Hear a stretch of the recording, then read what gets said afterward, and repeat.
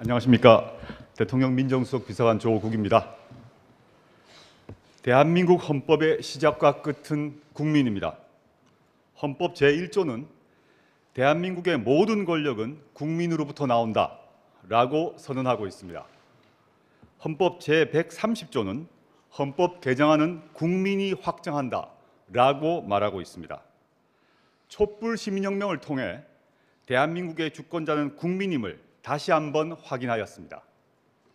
촛불 시민혁명의 뜻에 따라 대한민국 국민의 삶을 담을 수 있는 국민개헌으로 국민에게 화답해야 합니다. 새로운 헌법의 내용은 국민의 뜻에 따라 결정되어야 합니다.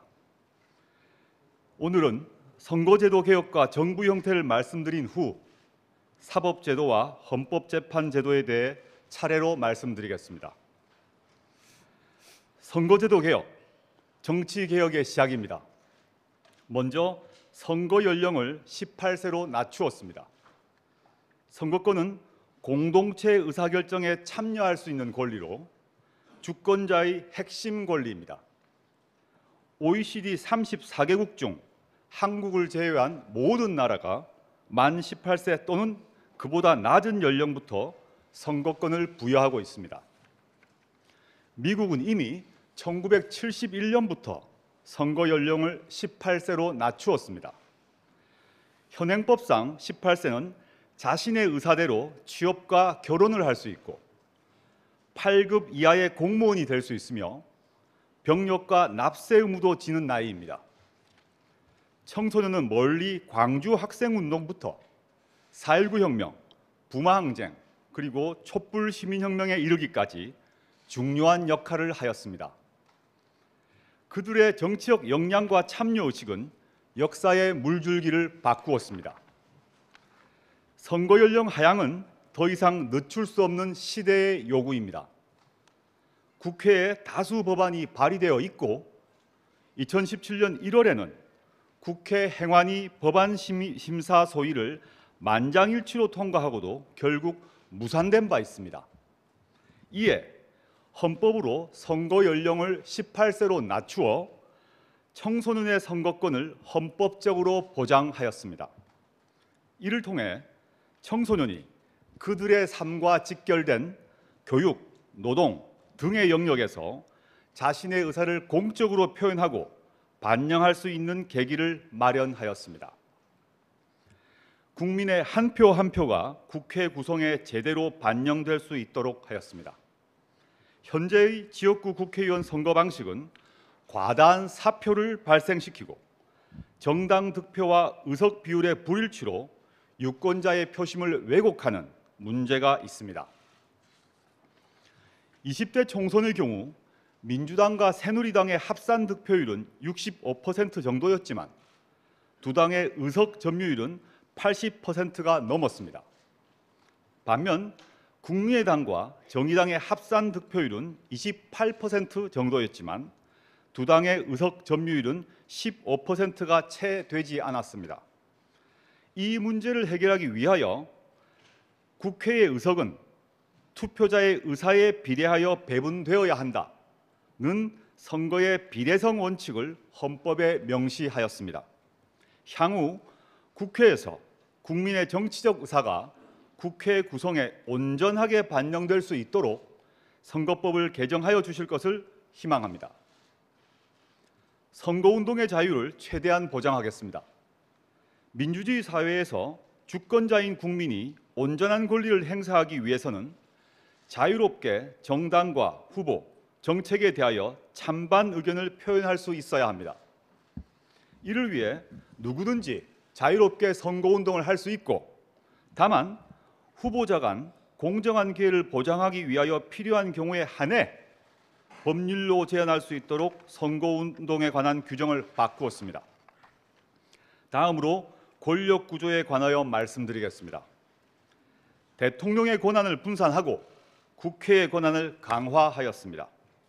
먼저 대통령의 우월적 지위에 대한 우려 해소 차원에서 대통령의 국가 원수로서의 지위를 삭제하였습니다. 둘째, 대통령이 자의적인 사면권 행사를 할 수 없도록 특별 사면을 행사할 때에도 사면위원회 심사를 반드시 거치도록 하였습니다. 셋째, 헌법재판소장을 헌법재판관 중에서 호선하는 것으로 개정하여 대통령의 인사권을 축소하였습니다. 넷째, 국무총리의 권한을 강화하였습니다. 현행 헌법상 대통령의 명을 받아라는 문구를 삭제하여 국무총리가 책임지고 행정각부를 통할하도록 하였습니다. 다섯째, 현재 대통령 소속인 감사원을 독립기관으로 만들었습니다. 감사위원 전원을 감사원장의 제청으로 대통령이 임명하던 것을 감사위원 중 3명을 국회에서 선출하도록 하여 대통령의 권한은 줄이고 국회의 권한은 강화하였습니다. 국회의 정부에 대한 통제권을 더욱 강화하였습니다. 여섯째, 국회의원 10명 이상의 동의를 받아야만 정부가 법률안을 국회에 제출할 수 있도록 하여 국회의 입법권을 강화하였습니다. 일곱째, 국회의 심의권 강화를 위하여 예산 법률주의를 도입하였습니다. 예산이 법률과 동일한 심사 절차를 거치게 되므로 국회의 재정 통제는 강화되고 행정부의 예산 집행 책임은 더욱 무거워지게 됩니다. 또한 국회에 충분한 예산 심사 기간을 주기 위하여 정부의 예산안 국회 제출 시기를 현행보다 30일 앞당겼습니다. 여덟째, 국회 동의 대상 조약의 범위를 확대하였습니다. 법률로 정하는 조약도 국회 동의를 받도록 하여 대통령의 조약 체결 및 비준권에 대한 국회 통제를 강화하였습니다. 다음은 정부 형태에 관하여 말씀드리겠습니다. 개헌은 첫째도 둘째도 국민이 중심이어야 합니다. 국민의 뜻과 의사를 존중하는 개헌이어야 합니다. 개정헌법의 내용은 국민 대다수가 공감하고 합의할 수 있는 내용이어야 합니다. 대통령제는 국민의 뜻입니다. 정부 형태를 결정하기에 앞서 우리는 2가지 물음에 답변할 수 있어야 합니다. 첫째, 국민들이 변형된 의원 내각제를 원하는가? 둘째, 대통령의 권한을 국회에 주는 것에 대해 국민들이 동의하는가? 이 2가지입니다. 우리나라는 1948년 재헌헌법 이래 현재까지 1960년부터 62년까지 2년을 제외하고는 모두 대통령제를 채택하였습니다. 대통령제 하에서 산업화와 민주화를 이루었습니다. 대통령제를 70년 가까이 유지하였습니다. 대통령제는 이미 우리의 의식과 사회에 뿌리 깊게 자리 잡고 있습니다. 현재 일각에서는 대통령의 권력 분산을 요구하며 국무총리를 국회에서 선출 또는 추천하도록 하자는 논의가 있습니다. 대통령과 국회 모두 선출된 권력으로 민주적 정당성을 갖습니다. 그러나 대통령제 하에서는 관계 정립을 제대로 하여야 합니다. 만약 국무총리를 국회에서 선출 또는 추천할 경우 대통령과 총리 사이에는 항상적 긴장 관계가 유지될 가능성이 큽니다. 만약 여소야대 상황이 되면 대통령과 국회에서 선출한 또는 추천한 총리가 정당을 달리하게 됩니다. 이 경우 이중 권력 상태가 계속되어 국정 운영이 어려워질 가능성이 높습니다. 특히 국가 위기 상황에서 대통령과 총리가 충돌할 경우 그 피해는 오롯이 국민의 몫입니다. 만약 대통령이 국회 추천을 거부할 경우 전국은 혼란에 빠지게 됩니다. 한국 정치 문화에서는 대통령과 국회에서 선출 또는 추천된 총리가 갈등하고 대립할 가능성이 높습니다. 정부와 국회 간의 협치를 이유로 국회에 국무총리 선출권 또는 추천권을 주자는 주장이 있지만 현재에도 국회 동의를 얻어야만 총리로 임명될 수 있어 대통령과 국회 사이에는 균형과 견제의 원리가 작동하고 있습니다. 국회 동의 절차에서 낙마한 총리 후보가 한둘이 아니지 않습니까? 국회에게 국무총리 선출권 또는 추천권을 준다는 것은 분권이라는 이름 하에 변형된 의원 내각제를 대통령제로 포장한 것에 불과합니다. 국민이 원하는 것은 무엇인지 분명합니다. 지난 13일 국회 입법조사처가 발표한 각종 여론조사를 보면 정부 형태와 관련해 4년 연임제 또는 중임 대통령제가 다른 어떤 정부 형태보다 압도적으로 높습니다. 국민헌법자문위원회의 수기형 시민토론 결과에 의하더라도 다수가 국무총리의 국회 선출을 반대하였습니다. 권력구조 개편은 국민의 시각에서 판단해야 합니다.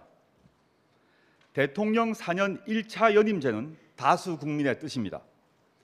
1987년 개헌 당시 5년 단임제를 채택한 것은 장기간 군사 독재의 경험 때문이었습니다. 그러나 우리는 촛불혁명을 통해 새로운 대한민국을 열었습니다. 국민들의 민주 역량은 현재의 정치권의 역량보다 훨씬 앞서 있습니다. 이제 책임 정치를 구현하고 안정되게 국정을 운영할 수 있는 대통령 4년 1차 연임제를 채택할 때가 되었습니다. 국민헌법자문위원회의 여론조사 결과에 의하면 현행 5년 단임제보다는 4년 1차 연임제에 동의한 비율이 훨씬 높습니다. 대통령 4년 1차 연임제는 다수 국민의 뜻이기도 합니다. 그리고 4년 1차 연임제로 개헌을 하더라도 문재인 대통령에게 적용되지 않는다는 점을 분명하고도 단호하게 말씀드립니다. 현행 헌법 제128조는 대통령의 임기 연장이나 중임 변경에 관한 헌법 개정은 이를 제한할 당시에 대통령에게는 효력이 없다라고 규정하고 있습니다. 그리고 이를 보다 분명하게 하기 위하여 개헌안 부칙에 개정 헌법 시행 당시의 대통령 임기는 2022년 5월 9일까지 하고 중임할 수 없다라고 명시하였습니다. 문재인 대통령 또한 지난 13일 개헌안을 보고받는 자리에서 4년 연임제라는 제도는 저에게는 적용되지 않는 것입니다. 그것은 차기 대통령부터 적용되는 것입니다. 라고 말씀하신 바 있습니다. 일각에서 마치 문재인 대통령이 4년 연임제의 적용을 받는 것처럼 호도하는 것은 명백히 거짓입니다. 다음으로 사법제도 개선에 대해 말씀드리겠습니다. 전임 대법원장 시절 법원행정처가 판사들의 동향을 파악하고 원세훈 전 국정원장 항소심을 전후해서 청와대와 연락을 주고받은 사실이 드러났습니다. 이는 대법원장이 인사권을 무기로 해서 법관의 독립을 침해하는 상황이 만들어졌음을 보여줍니다. 그리하여 대법원장의 인사권을 분산하고 절차적 통제를 강화하였습니다. 대법원장 인사권의 내용 및 절차를 개정해 법관들이 대법원장을 의식하지 않고 오로지 헌법과 법률, 양심에 따라서만 재판할 수 있도록 여건을 조성하고자 합니다. 그리하여 대법관은 대법관 추천위원회의 추천을 거쳐 대법원장이 임명 제청하도록 하였습니다. 일반 법관은 법관 인사위원회의 제청과 대법관 회의의 동의를 거쳐 대법원장이 임명하도록 하였습니다. 또한 기존에 대법원장이 행사했던 헌법재판소 재판관 3인, 중앙선거관리위원 3인에 대한 선출권을 대법관 회의로 이관하였습니다. 한편 일반 법관의 임기제를 폐지하여 법관의 신분 보장을 강화하고 재판의 독립성과 중립성을 높였습니다. 다만 이로 인한 폐해를 막기 위해 징계 처분에 해임을 새로 포함시켰습니다. 국민의 재판 참여를 통하여 사법의 민주화가 시작됩니다. 법률로 정하는 바에 따라 배심 또는 그 밖의 방법으로 국민들이 재판에 참여할 수 있도록 하였습니다. 국민의 사법 참여로 직업법관에 의한 독점적 재판권은 견제되고 사법의 민주화는 강화될 것입니다. 다음으로 평시 군사 재판을 폐지하였습니다. 군사법원은 비상계엄 선포 시와 국외 파병 시에만 설치 운용하도록 함으로써 국민의 기본권 보장을 강화하였습니다. 그리고 악용 가능성과 재판 청구권 침해 논란이 계속되어 온 비상계엄화 단심제 규정을 폐지하였습니다. 헌법재판제도 개선에 대해서 말씀드리겠습니다. 헌법재판소 재판관 구성을 다양화하였습니다. 법관 자격을 갖지 않는 사람도 헌법재판관이 될 수 있도록 하였습니다. 실제 프랑스, 오스트리아 등과 같은 여러 나라가 재판관 자격을 법관으로 제한하지 않고 있습니다. 헌법재판관 구성을 다양화하여 소수자 및 사회적 약자를 포함한 사회 각계각층의 입장이 균형 있게 반영되도록 하였습니다. 대통령의 헌재소장 임명권 조항을 삭제하였습니다. 헌법재판소장을 재판관 중에서 호선함으로써 그동안 논란이 많았던 임기 문제를 해결하는 한편 헌재의 독립성을 높이고 합의제 기관으로서의 기능을 강화하였습니다. 마무리 말씀드리겠습니다. 헌법은 대한민국의 틀입니다. 국민의 권리, 국가의 책임과 역할, 대한민국의 미래에 대해 이제 새로운 틀을 마련해야 합니다. 30년이 지난 헌법으로 국민의 뜻과 시대의 요구를 따라갈 수 없습니다. 국민이 바라는 대한민국은 국민의 자유와 안정과 최소한의 인간다운 삶을 보장해주는 나라입니다. 국민의 참여와 의사가 반영되는 나라, 더 정의롭고 공정한, 그리고 중앙과 지방이 함께 잘 사는 나라입니다. 국민의 기본권과 국민 주권은 확대되어야 합니다. 지방 분권과 자치는 강화되어야 합니다. 불평등과 불공정은 없어져야 합니다. 대통령 4년 1차 연임제가 지금 채택되면 4년 후부터 대통령 선거와 지방선거를 함께 치를 수 있습니다.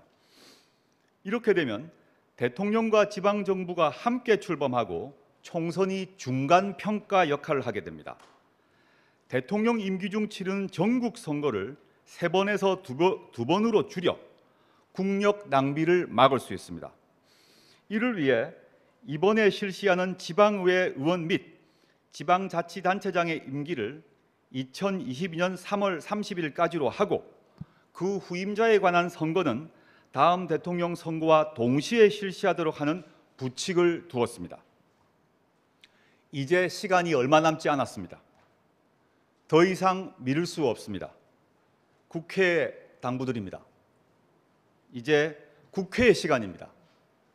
주권자인 국민의 뜻에 따라 국회의 권한에 따라 대통령이 제안한 헌법 개정안을 충분히 토론하고 검토하여 주십시오. 그리고 필요하면 국회가 개헌안을 발의해 주십시오. 국회가 합의하면 국회 개헌안을 제출해 주십시오. 다시 한번 간곡히 호소합니다. 양보와 타협을 통해 국민의 희망을 이루어 주십시오.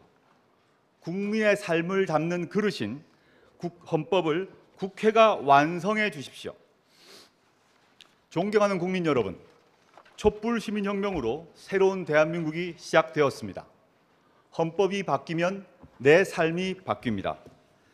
새로운 대한민국의 기본 틀은 개헌으로 완성되어야 합니다. 국민 여러분의 관심과 적극적인 지지를 부탁드립니다. 감사합니다.